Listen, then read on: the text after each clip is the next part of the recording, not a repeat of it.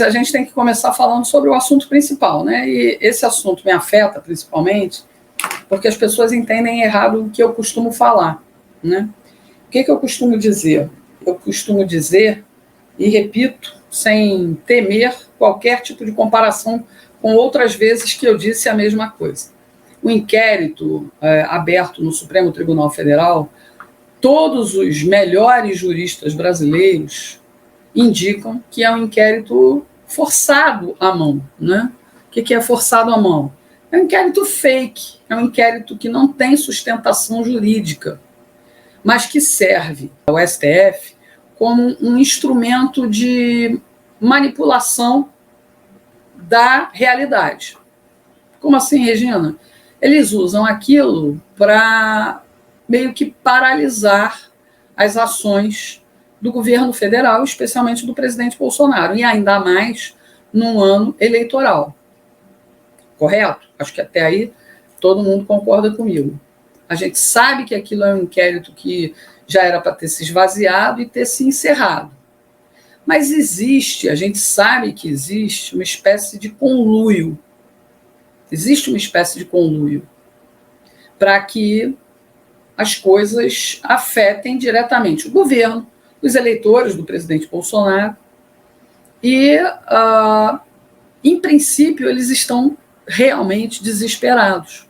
Tentam de tudo para barrar a candidatura a uma reeleição do presidente, né, e a possível e talvez provável eleição dele para um segundo mandato. Todo mundo sabe que eu não tolero o ex-dono do Terça Livre, não gosto dele, tenho meus motivos, acho um cara arrivista, acho um cara mau caráter, porém, ele tem direito à liberdade de expressão. Isso é líquido, assim como eu tenho o direito de vir aqui e falar as coisas que eu penso, as coisas que eu quero. Às vezes eu passo um pouco do ponto, passo, né? Me exalto ou qualquer coisa assim, sim, mas eu tento maneirar, né? Não fui incluída em processo nenhum, pelo menos nessa questão.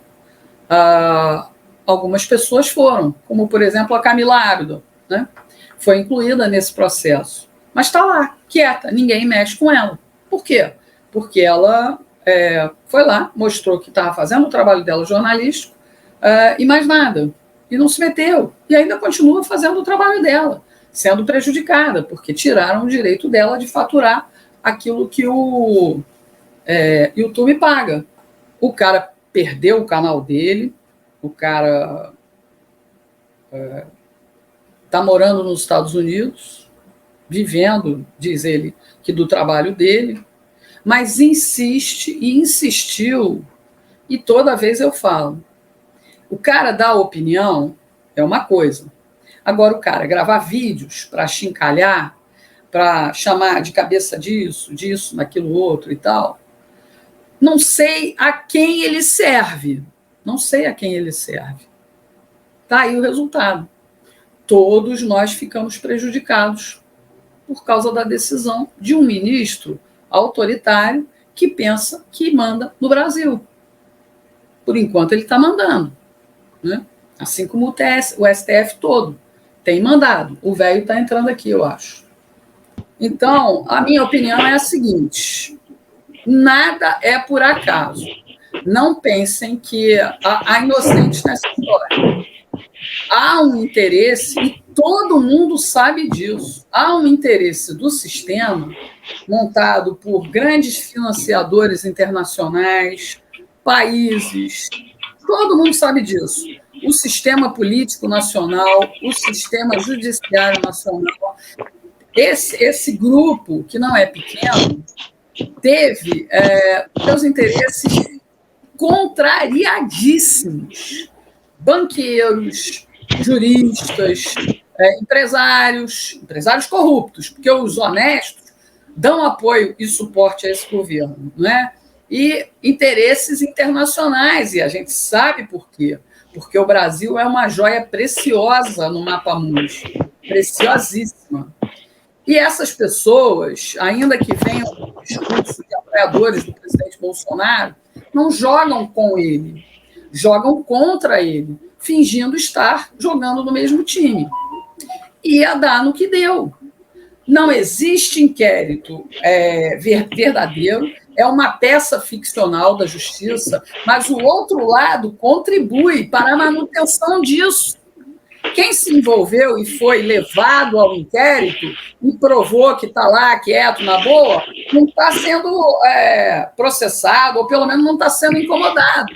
Mas o sujeito saiu daqui, sabe-se lá como, foi para lá nos States e continua fazendo o mesmo tipo de provocação imprópria, inapropriada, infantil ou proposital.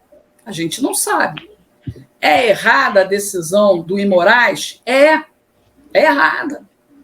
Agora, é certa a atitude do sujeito? Hoje, ele deu uma entrevista composta, bem articulada, porque ele é um sujeito inteligente. Não fosse, não estaria lá, sobrevivendo, sabe lá às custas de quem. Né? Agora, sabe como se comunicar, sabe como falar. Deu uma entrevista muito bem dada, muito bem fundamentada. Deu, inclusive, uma resposta brilhante àquele inepto mentecapto do Zé Maria, quando o Zé Maria tentou jogar no colo dele a pecha de bolsonarista. Ele deu uma resposta brilhante, sabe?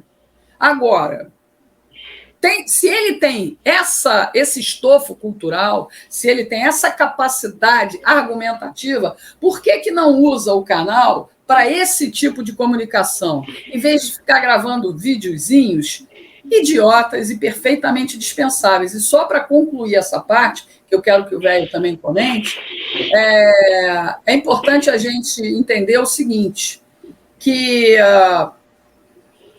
esse circo todo aí está armado para um propósito: impedir a candidatura do presidente.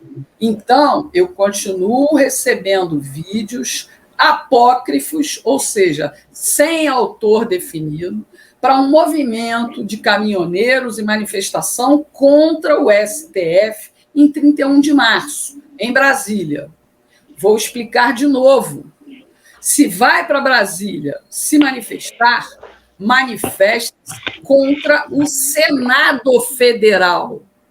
É o Senado, no Congresso Nacional, que tem que dar uma resposta à tirania de Alexandre de Moraes e STF. Porque se forem para lá para atacar o STF, eles vão usar o mesmo tipo de argumentação. Estão atacando as instituições. Isso é fomentado pelo gabinete do ódio. Isso tem uma organização.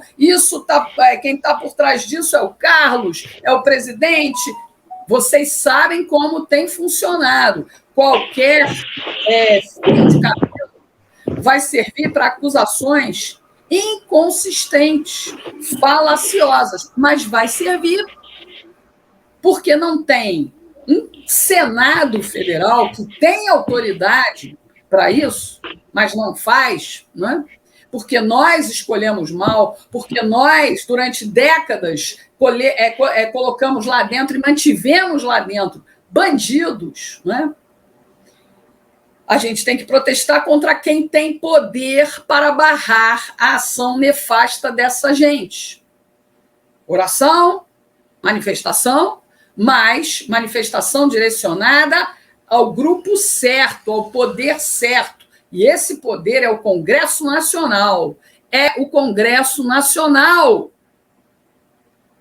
É para eles que a gente deve direcionar as nossas manifestações, porque a gente sabe que só o Senado pode barrar a tirania de Alexandre de Moraes. Ok?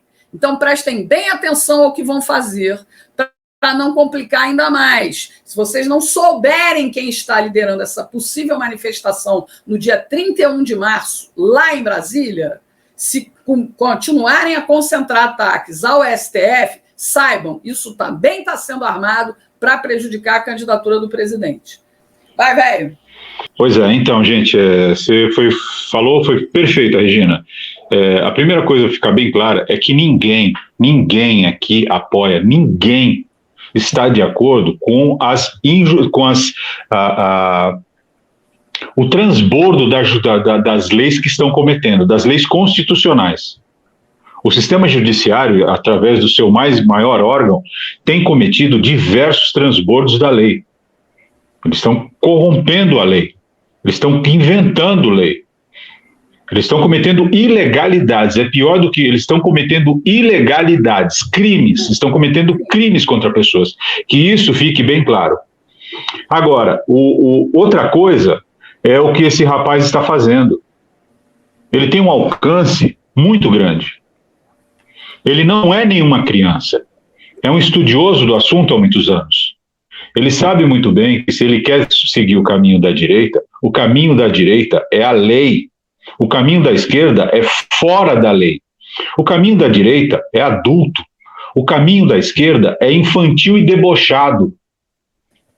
Desculpem aqueles que não gostarem do que eu vou dizer, mas a realidade é esta o tempo inteiro. O caminho do bem é a luz, o caminho do mal é a sombra. O caminho da direita é o caminho do que é certo. O caminho da esquerda é cortar o caminho. E ele tem uma noção mínima disso, ele tem mais do que isso. E se ele tivesse com uma boa vontade, para que a sociedade inteira cobrasse o Senado Federal, para que o Senado Federal colocasse limites ao STF. Ele tem conhecimento suficiente para informar as pessoas a quem ele influencia de como conscientizar a sociedade da importância de que a gente coloque um Senado em que a gente retire os caciques que estão lá há 30 anos. São caciques políticos que estão dominando o país há 30 anos. A grande maioria, 98% dos que estão lá. No Senado Federal e na Câmara também tem uma grande porcentagem. Ele sabe disso. E ele sabe que com a mobilização popular, a gente poderia tirar 27 agora e colocar 27 decentes. Agora, ficar brincando de Mickey Mouse...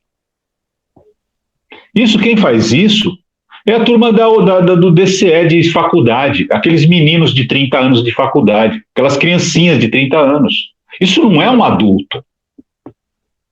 Eu não falo isso gostando, porque ele seria faz falta uma pedra como esse Alain. Faz falta um elemento, um soldado desse do nosso lado. Mas as atitudes dele, eu sempre falo e repito, o que importa não é o que a pessoa diz, é a ação da pessoa. As atitudes dele, desculpa, ele tem um espaço na Jovem Pan. Na Jovem Pan, ele está falando com pelo menos 300, 400 mil pessoas que vão reverberar para outras. E não aproveita isso para dizer que para resolver o problema, quais são os caminhos para solucionar? Ele só está vendo o próprio umbigo, porque ele só está vendo o próprio umbigo. Aliás, ele está usando isso como uma arma política. Aliás, isso é uma coisa velha, velhíssima. Todos os políticos e todos aqueles que querem emplacar políticos, todos aqueles que querem ter domínio direto ou indireto dentro da política, usam fatos políticos. É isso que ele está fazendo. Para ele, para o Daniel Silveira. Daniel Silveira gostaria muito de vê-lo como deputado federal, mas ele quer ser deputado, ele quer ser senador. Ele não passou de ano como federal e quer ser senador.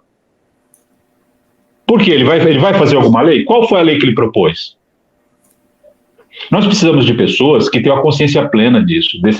Uma das coisas mais importantes que nós precisamos para a próxima legislatura é uma equipe, dar uma tropa decente para o presidente e uma tropa que esteja 100% comprometida em limitar os poderes e aumentar e colocar punições severas a qualquer membro do judiciário que pratique ilegalidade contra a Constituição, dentro de um tribunal público, não político, público, júri popular, e que qualquer dos cidadãos, qualquer trabalhador, qualquer ser humano, possa entrar com uma ação contra, via Ministério Público Federal, e ela tem que automaticamente ser aceita, com prioridade, ser colocada em votação. Se tiver indícios, se apresentar artigos da Constituição que ele furou, seja qual for o membro, que ele seja sujeito a penas legais.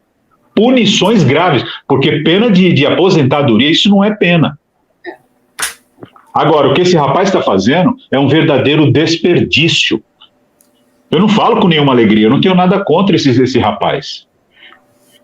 Esse rapaz, inclusive, houve um momento que ele trouxe boas informações para uma boa parte da juventude.